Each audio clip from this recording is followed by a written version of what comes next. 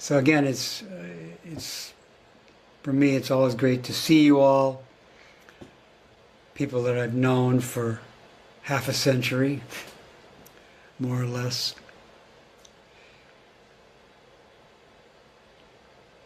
So as many of you know, we have been studying a great scripture called the Flower Adornment Scripture, the great Buddha Flower Adornment Scripture. And in that scripture, many, many times, the bodhisattvas encourage the bodhisattvas, request that the bodhisattvas generate empathy for all suffering beings, generate tender care for all living beings, generate great compassion for all life. Over and over, the bodhisattvas in this scripture encourage the bodhisattvas in this scripture to have these feelings of tender care and appreciation for all life, all life.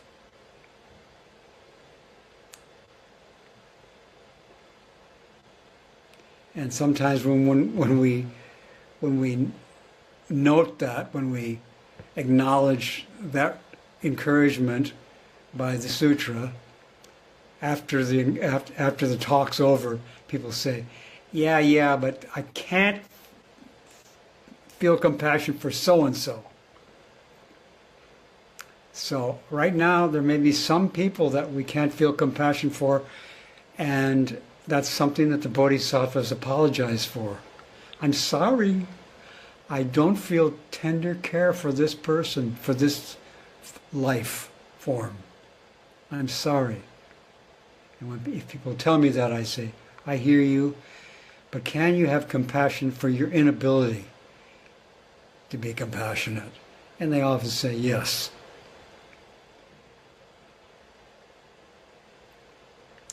I myself am really sorry that I have not been fully compassionate sometimes towards some people in the past. Today I feel tender care for everyone, but a while ago I missed some people. I skipped over some people. I'm so sorry I did. I didn't have the right feeling. But I want to have this feeling for all beings.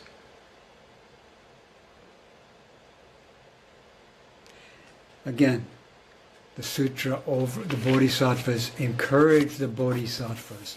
The bodhisattvas encourage those who wish to realize awakening in order to help this world be free and at peace. This is a teaching for those who want to liberate all beings. Today, in addition to acknowledging the feelings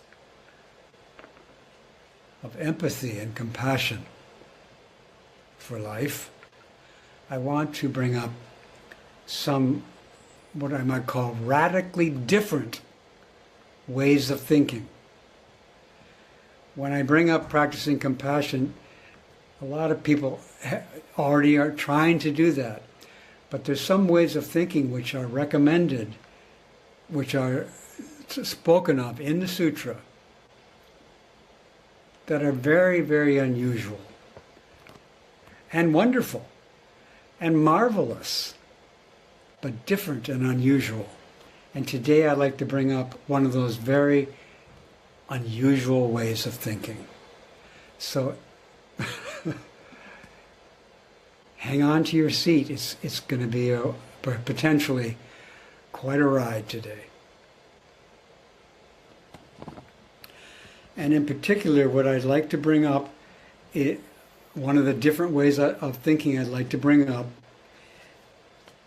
again, this way of thinking this unusual way of thinking, is for the sake of liberating us from our usual ways of thinking.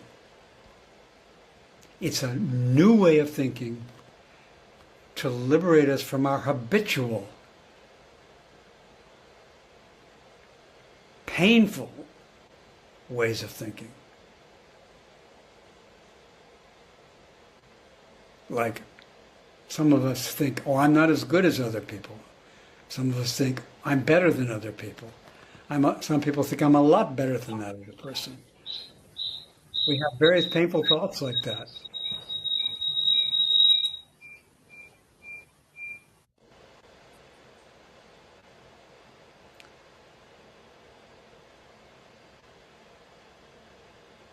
This way of thinking is to free us from all kinds of painful thinking, all kinds of thinking which causes trouble.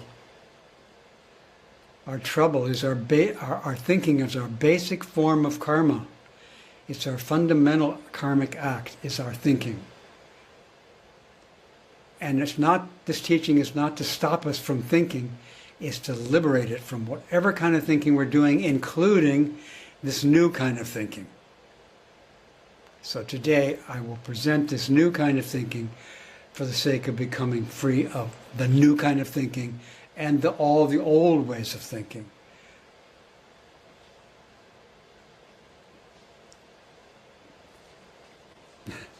May I ask, are you ready to hear? Okay. So, in this scripture, in chapter 26, in the 6th section, chapter 26 has 10 sections. In the 6th section of chapter 26, which is about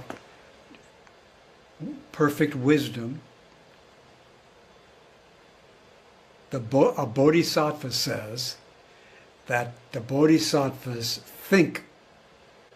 The bodhisattvas have a thought. What do they think? They think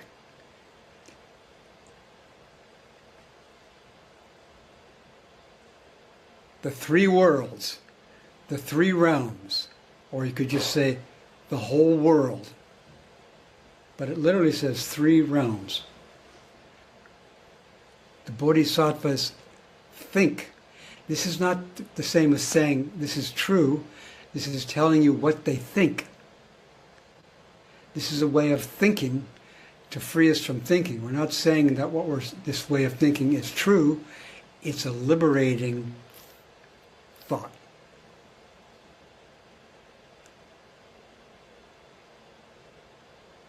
And what do they think? They think the three worlds, the three realms, are just one mind. They have the thought. The three realms are only one mind. That's the thought which these bodhisattvas think in their work of realizing awakening.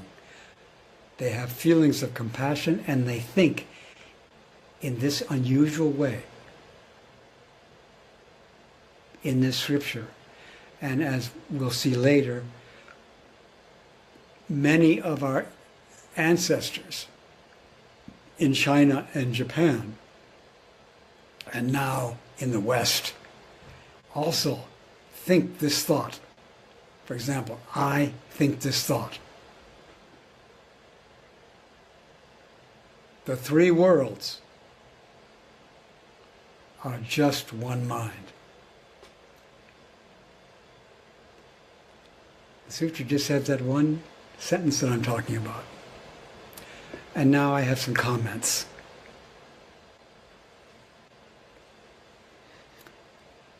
So, three worlds is a technical ancient Buddhist term. Three realms. All three realms could be called the world. They're all They're all what you call mundane, worldly realms. I'll just say the Sanskrit, get it over with. The first realm is called Kama Dhatu. The second realm is called Rupa Dhatu. And the third realm is called Arupa Dhatu. Those are the traditional names for the three realms in Indian Buddhism. And in Chinese and Japanese Buddhism, it's the same, just they do the Chinese way of saying it and the Japanese way of saying it.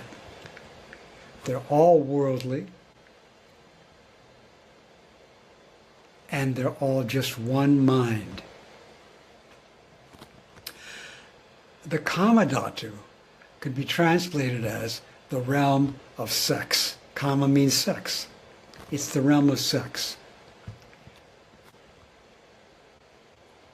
It's the realm in which the world appears to a living being, and in that realm are beings who are appearing in a way that we're sometimes attracted to them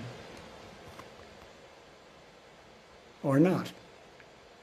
And we have a big problem with this attraction to these beings who appear like men and women. Or for some people, cows and bulls, or mares and stallions, or, whatever, male and female, and other varieties of appearance of possible sexual partners.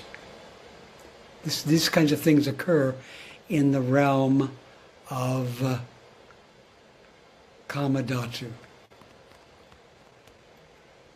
You could call it the gross material realm, where there's people and frogs and hamburgers and brown rice and Cadillacs.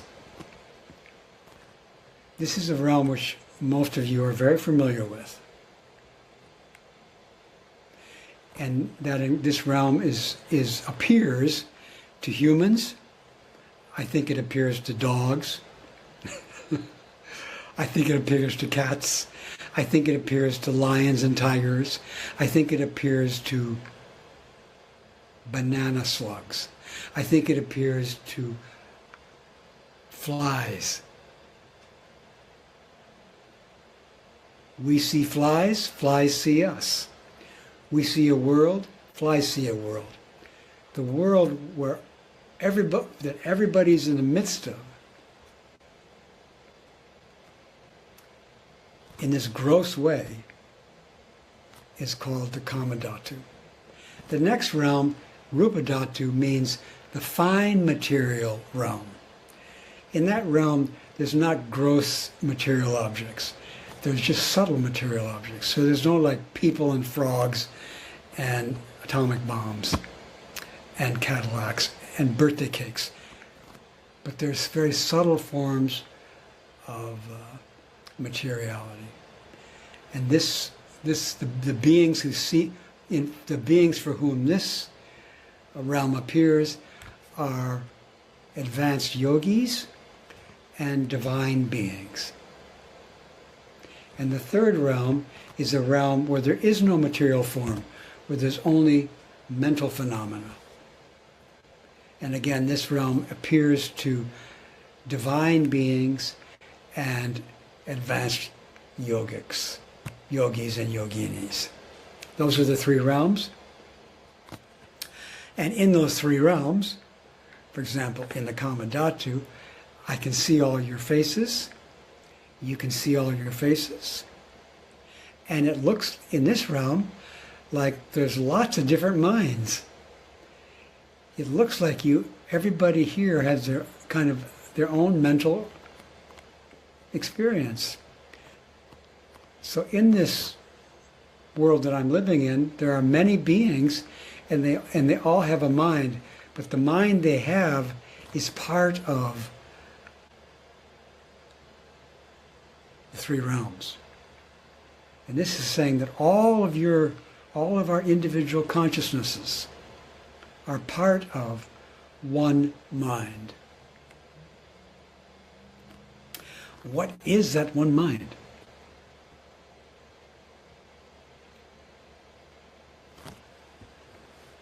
So now I'd like to talk about, again, the three realms in hopes of understanding how they're one mind only.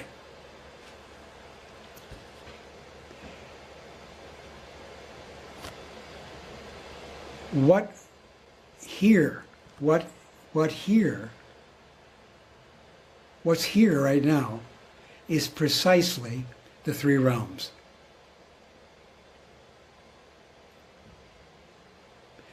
The three realms are what is appearing right now.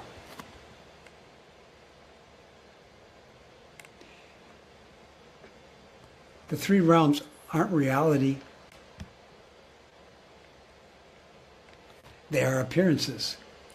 And what is appearing right now is the three realms. So we are in the midst, all of us are in the three realms that are appearing to us this way right now.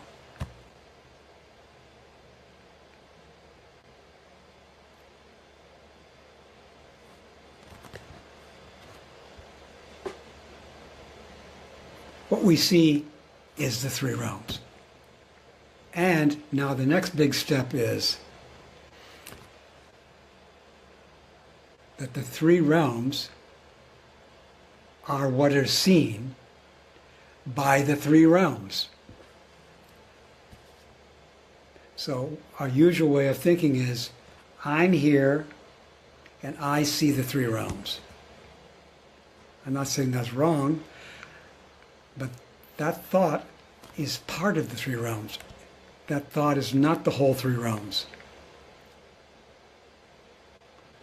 All of us together, all living beings together right now, and the mountains and the rivers and the great earth, all of that is what is seen as the three worlds. And it is the three worlds. The new message is all of that sees all of that. The three worlds are what are seen by the three worlds.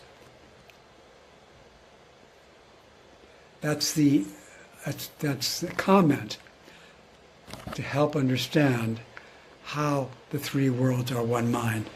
The one mind is how the three realms are nothing but seeing the three realms. The three realms are what are seen by the three realms. The three worldly realms are looking at the three worldly realms and seen by the three worldly realms.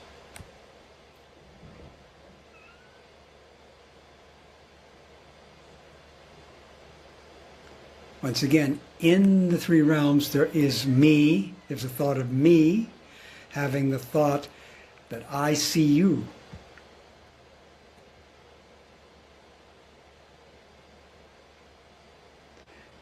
But that's not all there is in the three realms. There's also you, all of you, thinking that you see me. And that's not all. It's also the flies looking at us, and us looking at the flies.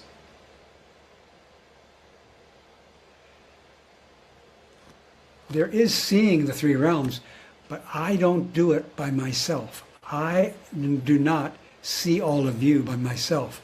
I, together with all of you, see all of you, and much more.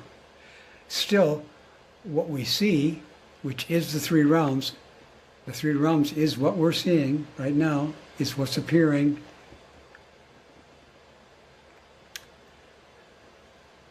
There's something which transcends this mutual face-to-face meeting of three realms with three realms. The meeting of the world with the world. That meeting of the world with the world is a mind. It's one mind. The three realms are always looking at the three realms And the three realms are always turning with the three realms. And that turning is one mind. And that one mind is the mind which liberates us from everything. All ways of thinking.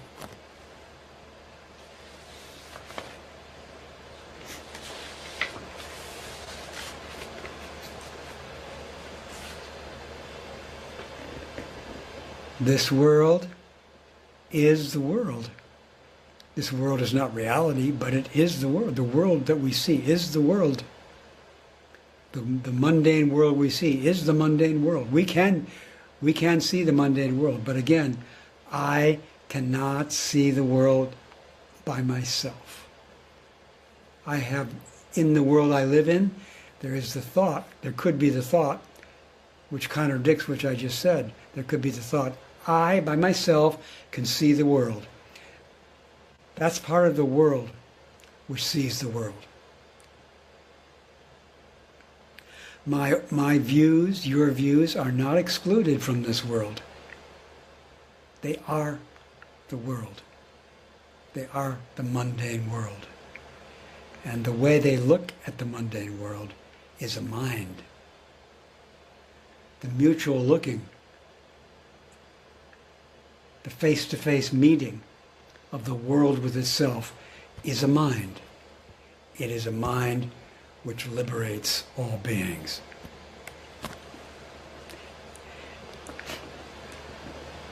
And the mind doesn't look at the three worlds. This mind doesn't look at the three worlds, and it doesn't look away from the three worlds. It is the way the three worlds are looking at the three worlds.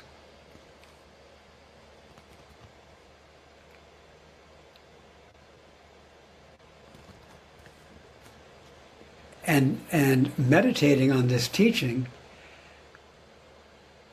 and focusing on the one mind, which is the meeting of the world with itself, is a new way of thinking, which I hope you'll join me in meditating on this new way of thinking, which, if you get into it, it's really different. And it doesn't eliminate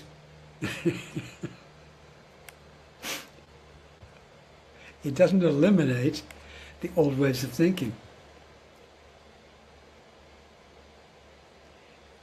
It just is mindful. It is just, this new way of thinking is thinking about the mind, in which the old ways of thinking are pivoting on the old ways of thinking.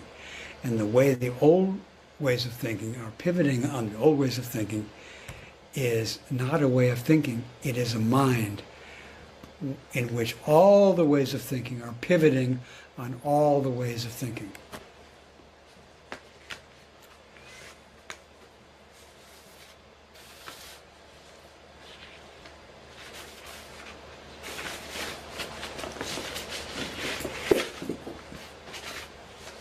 I'm happy to discuss it with you more, but before I do, I want to bring up a story. Where did you go, story? There you are. It's a story about some of our Zen ancestors discussing this teaching.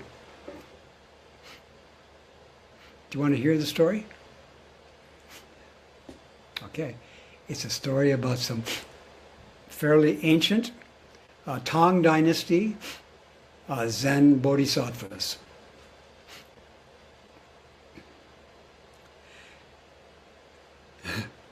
And I'm not going to ask you if you can guess their name. I'll just tell you. So, their names of the Bodhisattvas in the conversation, which I'm going to bring up, their names are Great Master Great Master Shren Sha. Great Master Shren Sha, and his student, Great Master Ditsong. Ditsong, by the way, is also in Japanese is Jizo. So Ditsong, his name is Earth Store. Ditsong means Earth Store. And he has that name because the name of his temple was Earth Store Temple, Earth Store Monastery, named after the great Bodhisattva, Kishtagarbha Bodhisattva, Earth Store Bodhisattva. Okay, that's Ditsang. And on July 11th, at No Abode, I told some stories, I recounted some stories of Ditsang with his students. And that talk is called Zen Bodhisattva Love. Ditsang was a very loving bodhisattva. And one of the ways he expressed his love was he asked his great student, Dharma Eyes, Fa Yen, where he was going. And Fa Yen said, I'm going on pilgrimage. And Ditsang lovingly said, what is the purpose of going on pilgrimage? And Fa Yen said, don't know. And Ditsang said, not knowing is most intimate. This is Ditsang, the great teacher, teaching not knowing. In other words, no individual knows the purpose of going on pilgrimage. So that's what Ditsang as the teacher. Now we have Ditsang as the student in this story. He's with his teacher, Shrensha. Ditsang Shrensha. Okay? Great Master Shrensha. And he says to his wonderful student, Ditsang, the three realms are just one mind. How do you understand? So back in India, the bodhisattvas are saying to each other, three realms are just one mind. And now in China, the Zen bodhisattvas are bringing up the same thought, the same meditation. Three worlds, only one mind. Okay? And Shrensha says this to his student. Three worlds are just one mind. How do you understand? How do, may I say, how do you understand?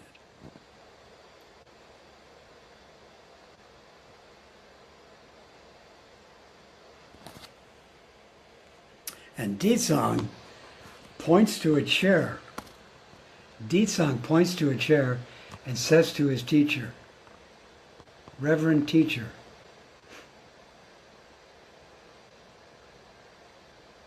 what do you call this?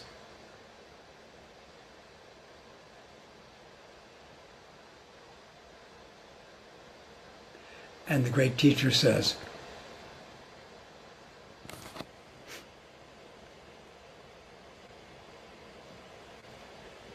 a chair.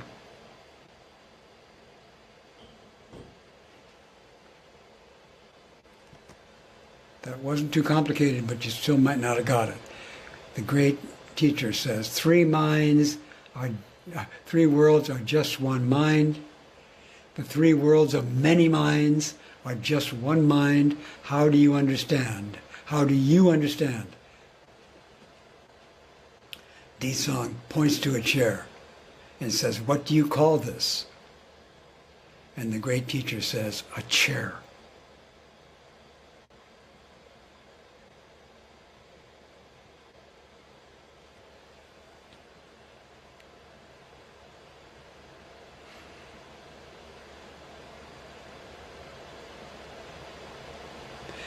And then the respectful, devoted student says to his teacher,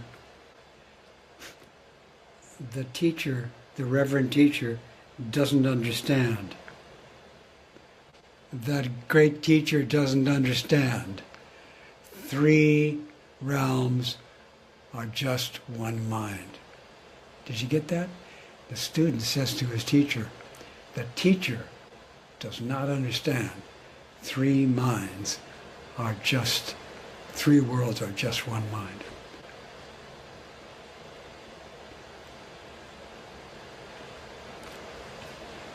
And then the great teacher feels, I guess, invited to say something more. So then he says, I call it bamboo and wood. I call the chair bamboo and wood. What do you call it? What do you call it? What do you call it? And Ditsang says, I also call it bamboo and wood.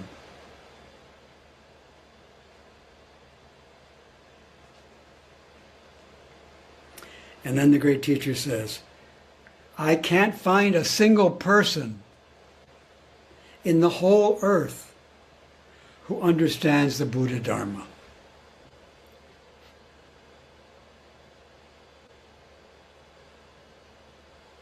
That's the story.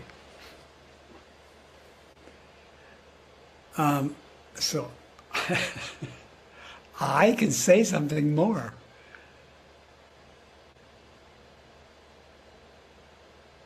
But I can't understand what I say.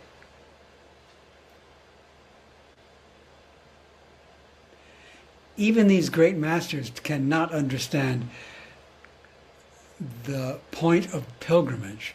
They can't understand three worlds, just one mind. However, they can enter the one mind, which is this teaching. And they do it, in this case, by saying, I call this a chair. The understanding is using me to say, I call it a chair. It's not me that understands, it's me that says, I call it I point to the chair and ask you, what is it? What do you call it? Everything we do here today is the three realms, seen by the three realms. No single person in the whole earth, no single person in the whole earth can understand this Buddha Dharma.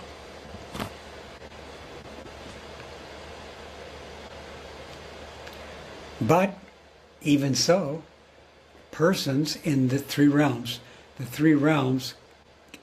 can speak, and it can say, three realms are only one mind. How do you understand the three realms that can manifest in the three realms? The person who's speaking does not do that by herself. It is the three realms speaking. The person who's speaking is responsible for saying, three realms are just one mind. How do you understand? They're responsible. But the whole three realms are responsible too. And the whole three realms observe this sentence and this question. This is the one mind in which we are participating right now.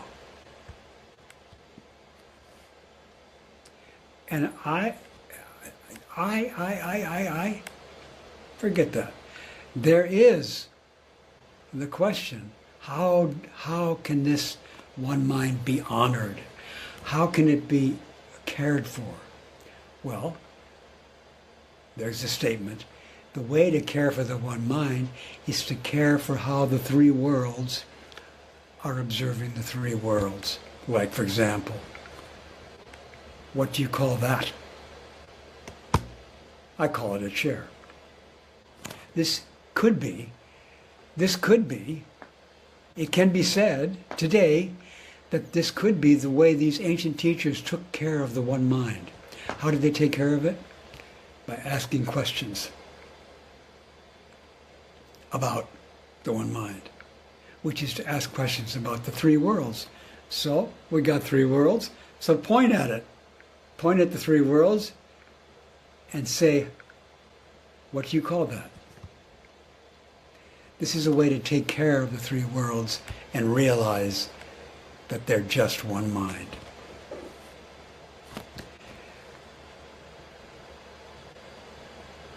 There is the statement that these ancient teachers were loving bodhisattvas who were enacting this teaching, and many other teachings, but they were enacting this teaching, but they weren't doing it as a single person. A single person does not understand three worlds. Interacting with three worlds is just one mind. But all the single persons are part of this one mind, interacting with the world. Not interacting with the world, that the one mind, which is the way the world is interacting with itself.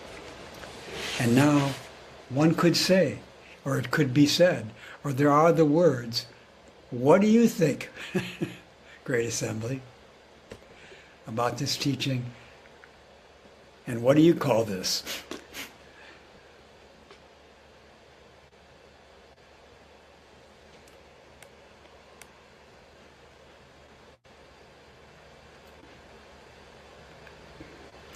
Okay, I see some yellow hands.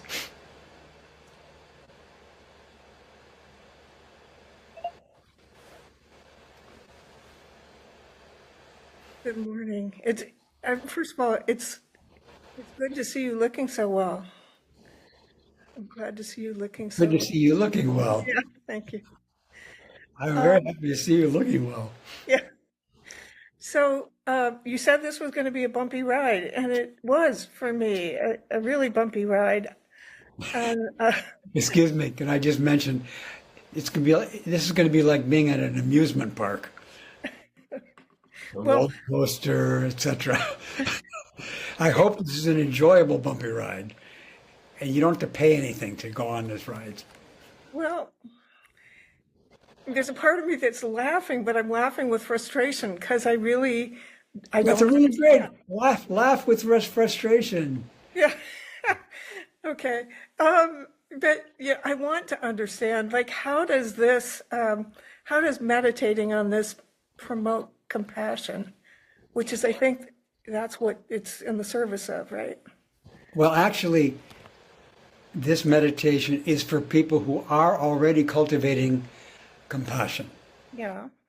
This teaching is more of a teaching about thinking, and it's a teaching to help bodhisattvas who think they want to practice compassion become free of that thought.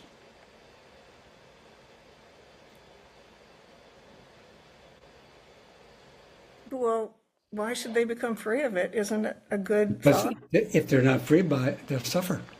And they'll be teaching in some sense, how to suffer by attaching to the thinking. Because our basic problem is that we attach or get stuck in our thinking. But this teaching is for those who are in the process of cultivating great compassion. It's really not an appropriate teaching for people who are not doing that practice of compassion. It could be a distraction from compassion if they weren't already practicing it. If they weren't devoted to it, they could be skipping over it and not doing that practice of compassion. But for those who are practicing compassion, this frees them from their ideas of what compassion is. Like, for example, you might think, that's not compassion, that is compassion. That's fine. This teaching will free us from that's not compassion, the thought, that's not compassion, and free us from that is compassion. But this is a teaching for those who are devoted to compassion. So how can we be devoted to compassion and not get stuck in it? This teaching is to help those who are devoted not get stuck in their devotion. Some beings are devoted and stuck in their devotion. Buddhas are devoted to all beings, and they're not stuck in their devotion. By being stuck, you mean they have a fixed idea of what it is? They have a fixed idea, or they have an idea and they fix it. They fix him. Here's an idea of what bodhisattvas are. They fix it. Buddhas do not fixate on the idea of a bodhisattva. They encourage it, and then they encourage us not to fixate on it. This is a teaching to help us not fixate on what compassion is, to not fixate on what cruelty is, to not fixate on what yuki is, to not fixate on what Reb is, to free us from all of our thinking without trying to get rid of the thinking, but rather to be right in the middle of it, to be this mind, which is how our thinking is pivoting with all thinking. And this is, again, for those who are devoted to compassion. I wouldn't give this teaching to those who are not devoted to compassion. Well, that makes me think that frustration is part of the process. No, frustration could be part of the process. Yeah. And if there is frustration, then we want to be compassionate with it. And if we want to be compassionate with frustration, then it'd be good not to fixate on what compassion with frustration would look like. For example, in this story, you might have heard the last statement by Shunryu. He said, "I can't find a single person in the whole great earth who understands Buddha Dharma." You could think he's frustrated, that but he's not frustrated. But if he was, he would practice compassion with that. And then he would practice his teaching with that, and then he would not be frustrated. He would just be saying that no single person can understand Buddha Dharma. And even me, great teacher Shunryu, can't find one. Even my great disciple here, Ditsang, I can't find him who understands this teaching. But I do have this disciple, and we're doing this, and we are doing this practice of one mind right now. And I can't do it by myself. You can't do it by myself. We can only do it together with all beings.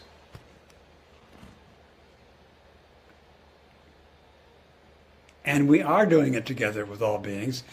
So please use this meditation, use this teaching to wake up to that. That's really what's going on right now, is one mind, which is not stuck. But again, in the triple world, there are individual minds which are stuck. They're part of the picture.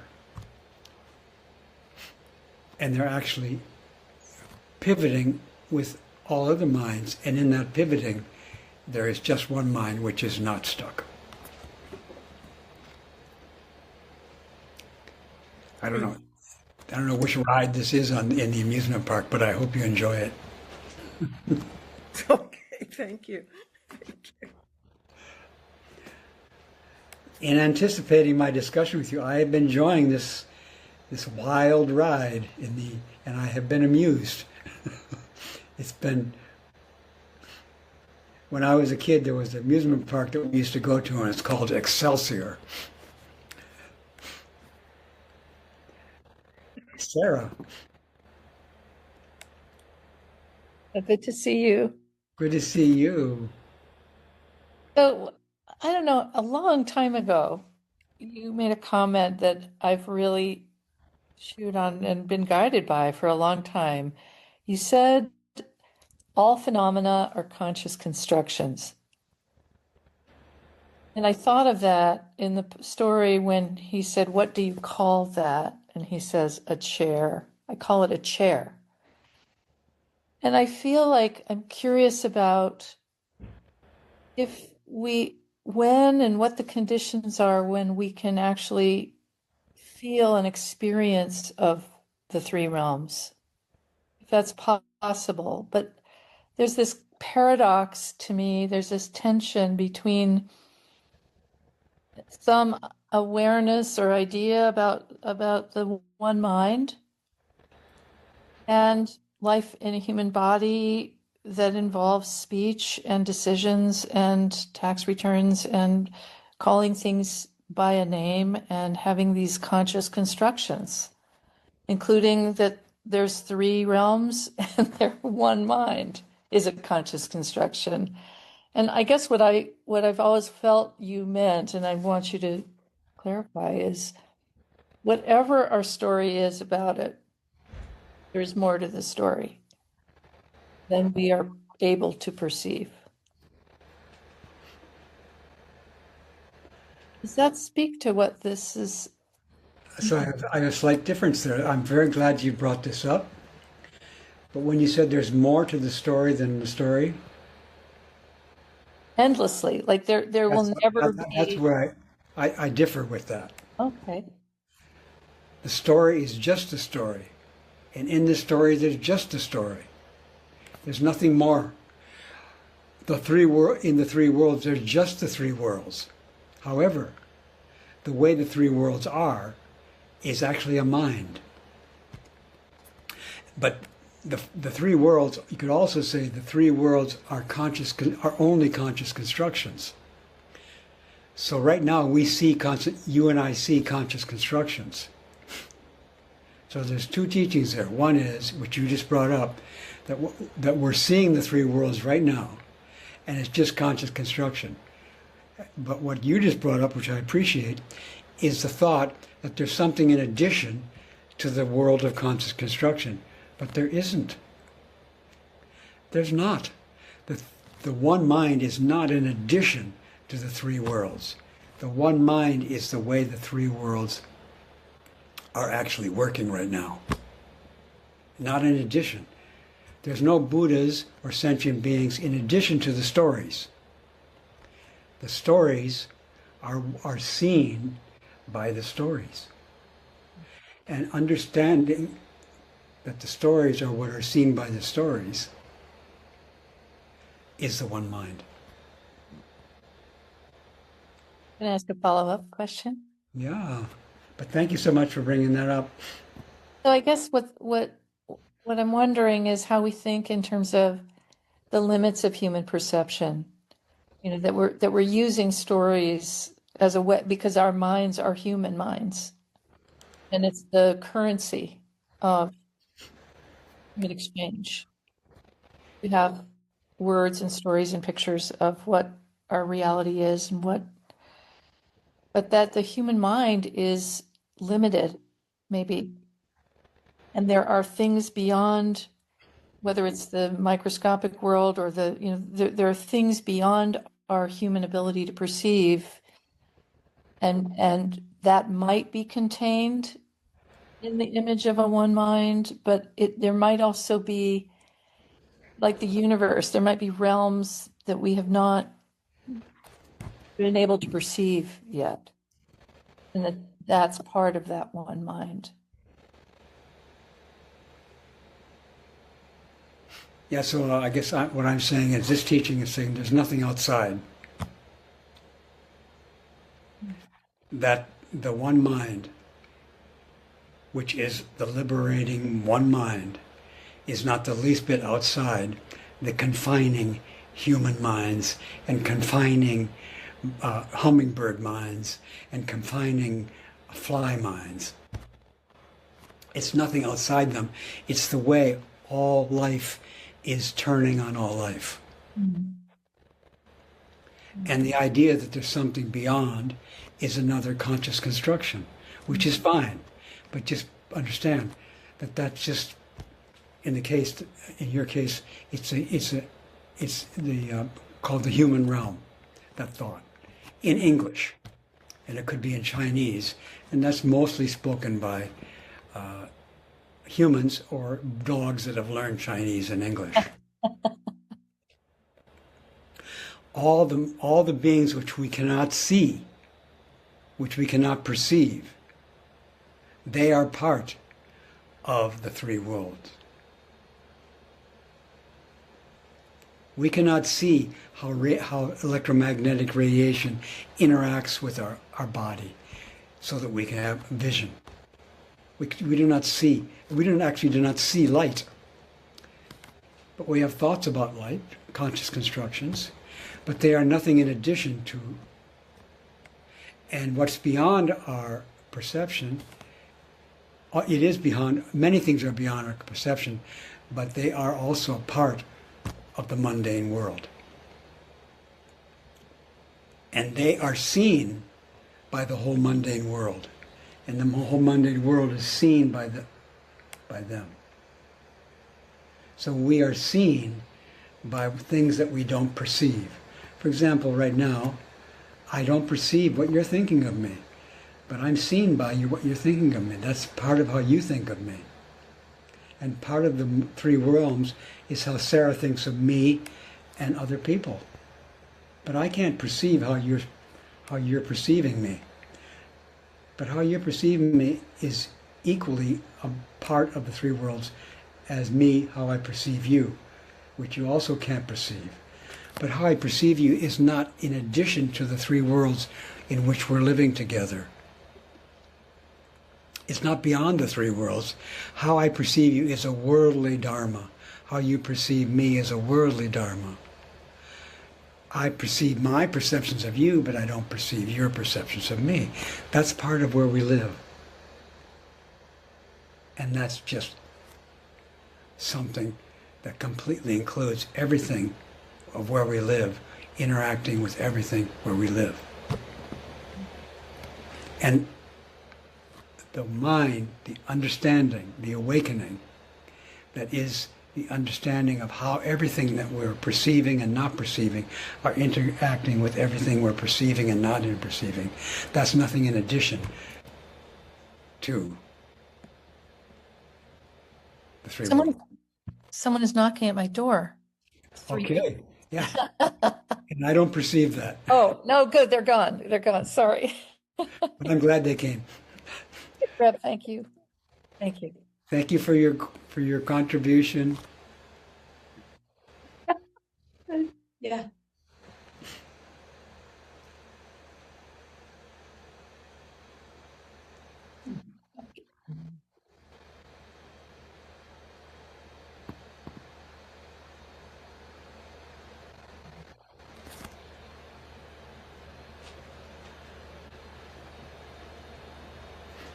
Hello, great teacher. Hello, great assembly. Hello, Um, honored Angela.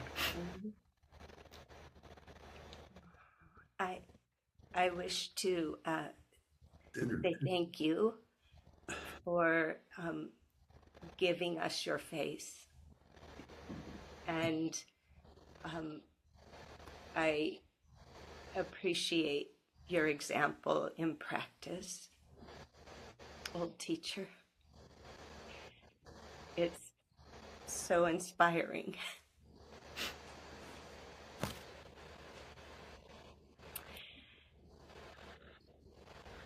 When you were speaking about the three realms being one world or one realm. They're not. No. Oh, They're not one realm. They three are realms. They are one mind. One mind. One mind. Thank you. The thought arose. I wonder how many practices there are to enter this one mind. Then the thought arose, perhaps that thought is one mind. And then the thought arose, well, maybe if I'm just thinking that in my own mind, it actually isn't, because maybe I'm not aware that I can't do that alone.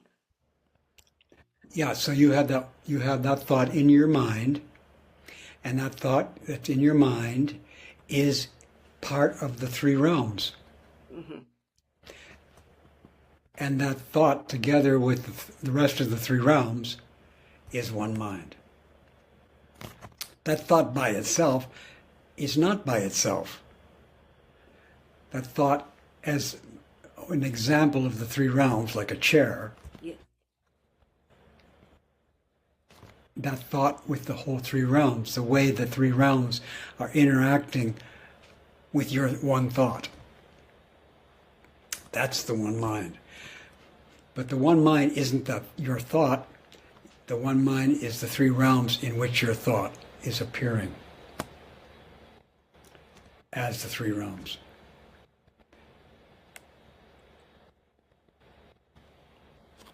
And I can't explain it, but You can explain it, that's fine. You can explain it. well, just in talking, I have a thought that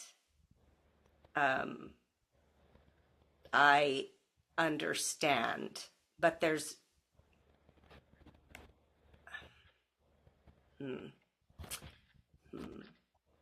but there's but there's nothing to get. There's nothing to get. That's right. And it's just a There's nothing to get. place of tension. Yeah. So your thoughts, you can't get your thoughts because your thoughts are inseparable from the three realms. And also you can't get the three realms because you're just part of the three realms. The three realms can't get the three realms, but the three realms does see the three realms. And you see the three realms.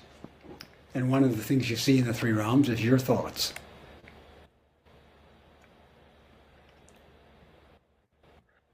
And I cannot understand how your thoughts are part of the three realms, which are just one mind. But those words are coming out of my mouth. With your help. With your help. Thank you. Thank you.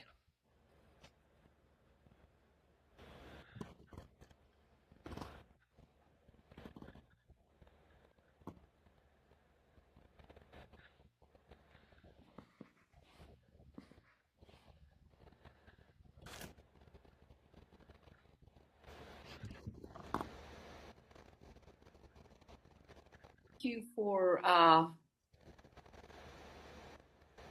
bringing our attention to actuality. Actuality to me is the mind. The mind that you're referring to, which is seeing, which is awakening.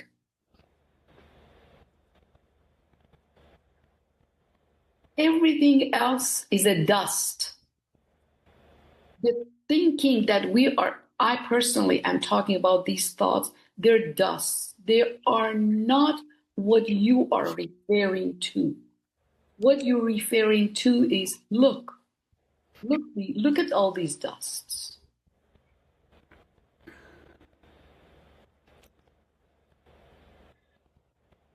Then comes the not looking, which is not looking. When I'm not looking, means I'm not aware. I'm not seeing. In the not seeing means unawareness. I am all kinds of dust. From this thinking to that thinking to this and that and all that. And then the next, when seeing the totality, seeing that there's nothing but all, and I really appreciate, because all my life I was thinking about beyond. No, it's only the mind. Seeing the mind is all. There's nothing beyond. And not seeing is the desire. I want to go beyond myself, is beyond thought, beyond my mind. There, and once I went in the seeing, beyond and not beyond are seen.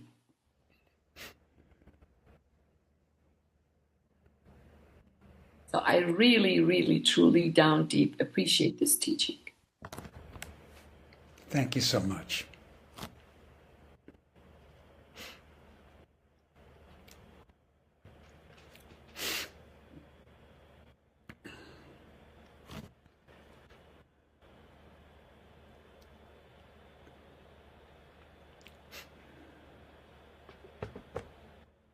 Good morning. Good morning. We haven't mentioned your hip yet. Is it healing well? I think it seems to be going okay, yeah. It Okay. takes a long time. Well, to the point at hand. So I would like to make a comment and a question. The comment was on how you translated the words that meant of the three realms. I don't think it's really clear to say that kama dhatu means just sex. I mean, you know that. Kama means desire and just refers to the whole realm of senses. So Yes, might be. I maybe. felt a little kind of not comfortable with your saying what's You could sex. translate it as the realm of desire. Okay, thank you. And then, yeah, Roop and Aroop. If you just make them literally, it's sort of helpful because Roop means form and Aroop means no form. So because of my karma, I wanted to say that. Thank you. Here's a question. In the story about the two, Chinese, excuse me, when they were talking about what do you call this, the first time the teacher said, I call it a chair, and the Ditsan, is that the way to say his name? He had a very, seemed like quite unsatisfied reaction, like you don't understand. And then the teacher said, I call it bamboo and wood. And then he had a different reaction. He said, I call it bamboo and wood too. I'm really, I'm wondering about the difference between those two reactions, those two answers. Why did he seem unsatisfied with the first one and assent to the second one? And then after he assented to the second one, apparently, the teacher said that he couldn't find anybody who understood Buddha Dharma. So he seemed to not appreciate the wisdom of what his disciple said. So here's another way to read it, okay? There's many ways to read this. One way is the teacher says, three realms, only one mind. How do you understand? How do you understand? It's a trap. How do you understand? Yeah. Which Ditsang did not fall for it. He didn't. He just pointed to a chair, and he asked the teacher a question back. How do you understand? What is that? How do you call that? Then the teacher says, a chair. And then the student says, and this part's in brackets, the teacher understands so well. Close brackets. But even the teacher does not understand. I think I get that now. It's like you. What are you, right? Yeah. And then, or another way to say it is, what's that? What do you call that? The teacher says a chair, and the disciple thinks, what a wonderful teacher I have, and my wonderful teacher doesn't understand. Even my wonderful teacher, even better than my wonderful teacher, even the Buddha doesn't understand. And so then the teacher goes on and says, after he's being told he doesn't understand, which he agrees with already, then he says, I call it wood and bamboo. Just go on a little further. What do you call it? The student says, I too call it wood and bamboo. And then the teacher says, I have such a wonderful student. Even he, I can't find understanding. And the way he talks, he knows that I can't find him as a single person who understands this teaching. That's, again, this is a rhetorical conversation of love between these great people. And I would say that the sort of the primary rhetorical device used in this love affair is irony. Yeah. I mean, well, anyway, I get it better than I did before because I thought it was a dissatisfied reaction, but it No, wasn't a dissatisfied reaction. this is an Okay, amusement park. okay. Well, you said this amusement park ride doesn't cost anything, but you could also say it costs everything. Yes, it costs everything. Yes. Can I just ask one more about like how I was trying to think of how to practice this, Yeah. the whole three realms are one mind? Because in a way I understand it, but it's only just like, it's not really knowing. So I thought, how could I practice this? And the first thought that came to me was the cat in my house, the cat who I don't really like very much. I just don't like that cat very much. And so my first thought was the cat. I'm the cat, and the cat's mind is my mind, and my mind is the cat's mind. Would that be a way to practice this? Well, first of all, before we get into that, you're devoted to practicing compassion with this cat, right? That's your basic practice.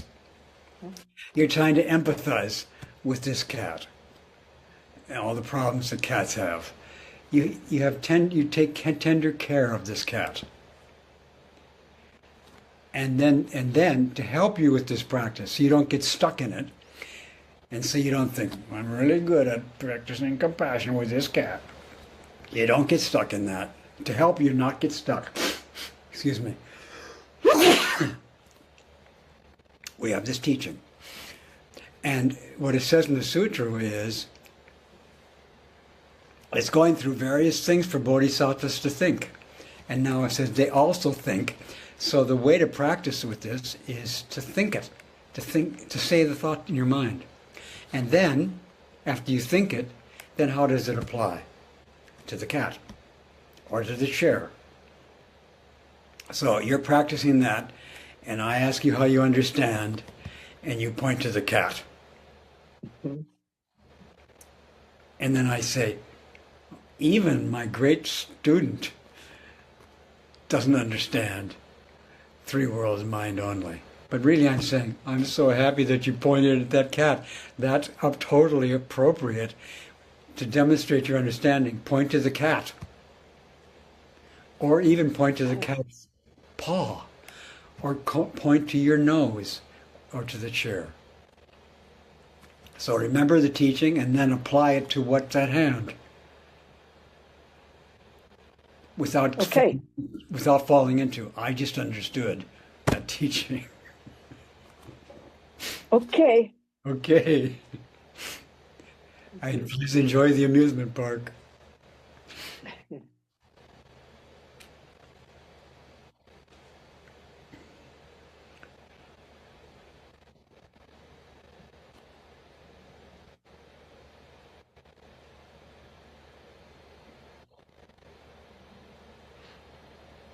Um,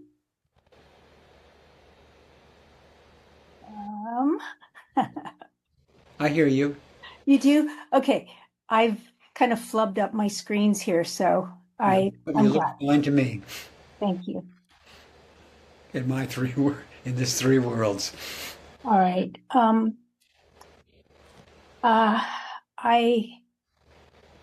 I want to say that this does not feel like a rocky roller coaster ride. It feels a dear person very recently had an exhale and then did not have an inhale. And it came to me that exhale joins with all other exhales of all plants and beings that have gone on since we had an atmosphere, and that breath becomes, if we're saying the three realms are one mind, I could understand it as one breath. There's one breath. And so that just became like a very widening experience for me to feel that we're all breathing in one another's exhales. We always have been. We're usually not perceiving that. But that kind of felt like a parallel way to understand the one mind. Yeah. Three worlds, the three realms are just one breath. The three, and Homa said, the three realms are just what would she say? She said, anyway, she didn't say it, but are just one reality. And there's another story coming up, which I'll bring up some other time, which is the three worlds in 10 directions are just one bright pearl. So you can make up new teachings here. Good luck.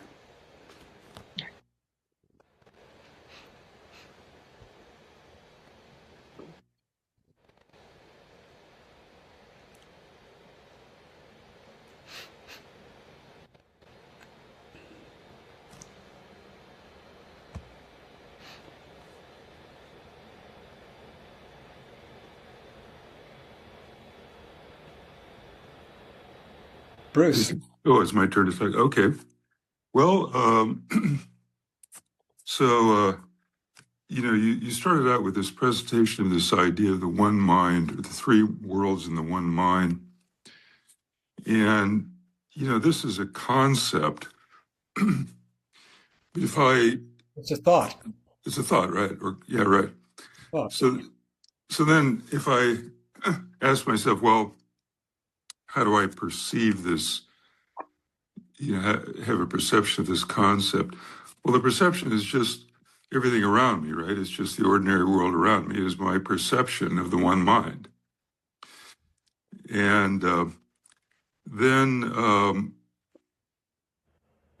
so then if I want to get from that, if I want to start from the perception to get to the one mind, I can recognize that my perception is a representation that is conditioned by my sensory and intellectual apparatus. And so, that is mind.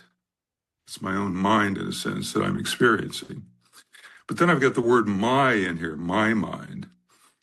And so then I wonder, well, how do I get from my mind to the one mind? How is my mind, part of this one mind? Well, I live in this social world and I can communicate with people around me and so on. So I can begin to see that my mind is part of this one mind.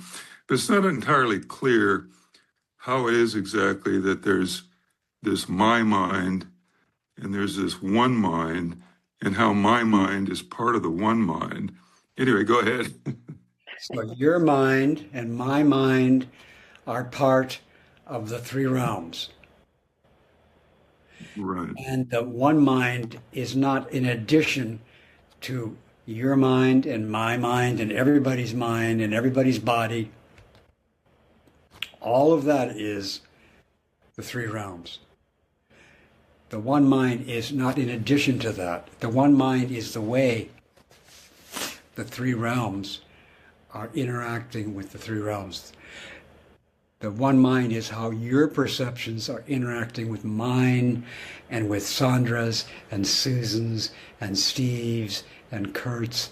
The way everything's interacting, all the phenomenal things, all the perceptions and ideas, all the mine and not mine. All that is the three worlds. And that's how the three worlds are appearing right now. But that three worlds is actually what's being looked at by that three worlds. And that way that they're looking at each other and turning on each other is the one mind, which is not the slightest bit in addition to them.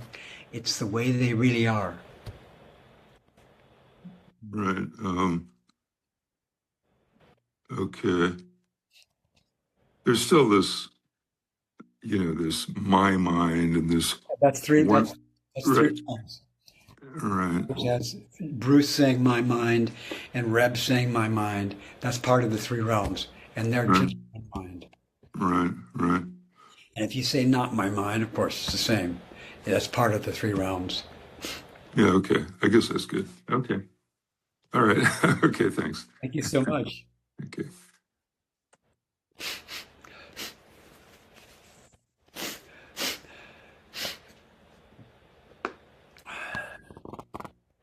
Sandra. It's lovely to be in your presence. Thank you so much for the opportunity. So welcome. Yeah. I love the idea of one mind. And then we start getting in the part about the chairs, and it's like, whoa, wait, what?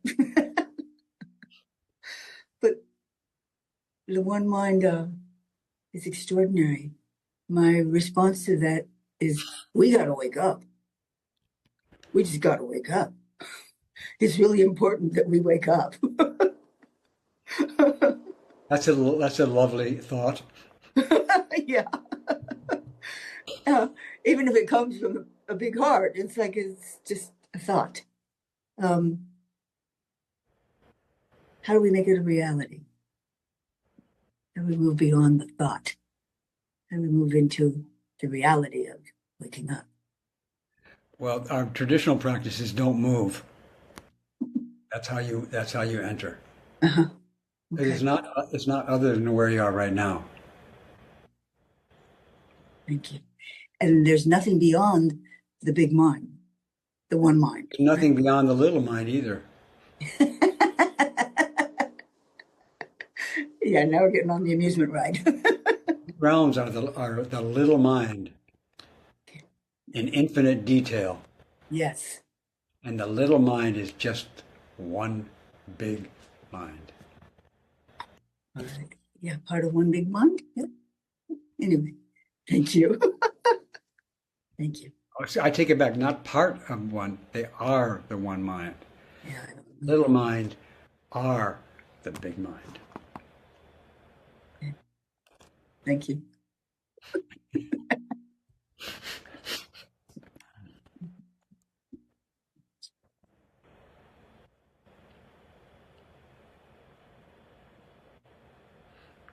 Hi, Reb. Hi, It's been a long time. This is wonderful to be with everybody and to be with you. The first thing that came up for me was my attitude. And what I do, I don't know if this is part of it or not. I have no idea. But when I notice wherever I am, it doesn't matter where I am, when I notice when I'm thinking and I have an attitude, then I go into the present and I just look around and go, I don't really know what's going on. I mean, with everything, I just know I'm in a different place other than here. And as soon as that happens, I got to do it again. Is that part of this? That's Okay. the three realms. Okay. That's what I wanted to know. That's the three realms. Okay. Thank you. You're welcome. Thank you. Love you. Love you.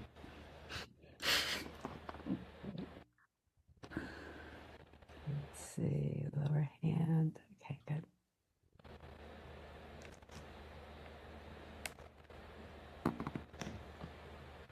Hi, Rob. Thank you for your teaching. It's good to see you and be part of the Great Assembly. I have a question. When the teacher in the end said, I can't find one person who understands the Buddha Dharma, what I'm wondering is, does the Buddha Dharma understand the Buddha Dharma? Or is understanding really not the issue? It's more being. And that's why the not knowing is most intimate. Mm-hmm. And that there isn't one person. Is anything understanding, or is understanding not really? Yeah, so you say, does something understand? Yeah. The understanding is not something in addition to the way the world is interacting with itself. The way the world is interacting with itself is the understanding. It's not like something has that understanding of this great interaction is a mind that understands Buddha Dharma, or even a mind that is the understanding of Buddha Dharma. So being the three realms, the thing is not I guess the practice is to just be that for me rather than trying to step outside of it and understand. Well, you could say the practice is to be that, but what that what is it? The teaching is you don't have to be something for this. You just have to think this. This is just to think this thought. Okay? If you think this thought, that may help you realize that you don't have to be it. You already are this. This thought is to help you, for example, become free of getting something from practicing compassion. This is a teaching to free you from you understanding. Yeah, so I don't need to understand. Well, you don't need to understand, but we do need understanding. Those who wish to practice compassion do need to have understanding, supporting and freeing them from their practice of compassion. Understanding liberates us from attaching to our good work. So we do need it, but we also can understand before we start that this understanding is not going to be anything in addition to what's already going on in this moment. The triple world is right here and now as it appears to us. And that is just one mind. It's understanding itself. Yes. You're welcome.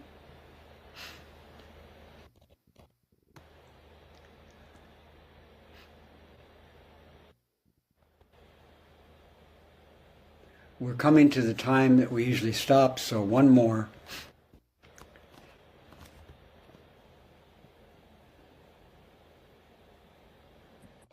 You're So on. so the whole the triple world is a great amusement park, and there's these people running around saying, "Hey, check out this ride. This ride's great. Don't take that ride." Some of those people. I don't think the three worlds are amusement park. I think the Dharma makes the three worlds show how to enjoy it. Right. Yeah. And we're We need the one mind to enjoy the three worlds. right. You certainly do. And the fact that you need the one mind to enjoy the three worlds is a structure of the universe or a structure of the one mind. Is that correct? I don't know about structure, but I'd say it's the function. Right. And It's more like the three worlds are like the structure. okay. And the way that the way that it functions is just one mind. Right. So the way that it functions is just one mind, and that's something. That's a reality. To say that it's something is the three worlds. That's like pointing at the chair. Right. And I can point at Reb on the screen, and I am going to get one mind, but I'm not going to get everybody's one mind. Yeah, you're going to get one mind, which includes the whole universe. Yes, and it just seems to me that that's a reality which I think many people have been talking with you today are interested in. That reality might be something like, I don't know, the still point at the center of this turning world. And yeah, people have traditionally been interested in the nature of that still point, and you seem to have indicated that that still point exists. And I wouldn't say that. I would say that in the three worlds, there's the idea that the still point exists. There's that view in the three worlds. But the still point doesn't exist or not exist. It's beyond coming and going. It's beyond birth and death. But I'm not saying it doesn't exist. I'm just saying it neither exists nor does not exist. right, and that neither. I guess people are interested in this reality that they can never get their finger on. I mean, that's an interesting reality, non-reality, beyond life. Yeah. That's a miracle that people are interested in something they can't get. Right. It's wonderful. You cannot get this one mind. However, you are together with me, just one mind. But we don't get to get it. So there's no Stephen or Reb that understand the one mind. But we're still interested. I'm still interested in it. Sounds like you are too. I am. Great.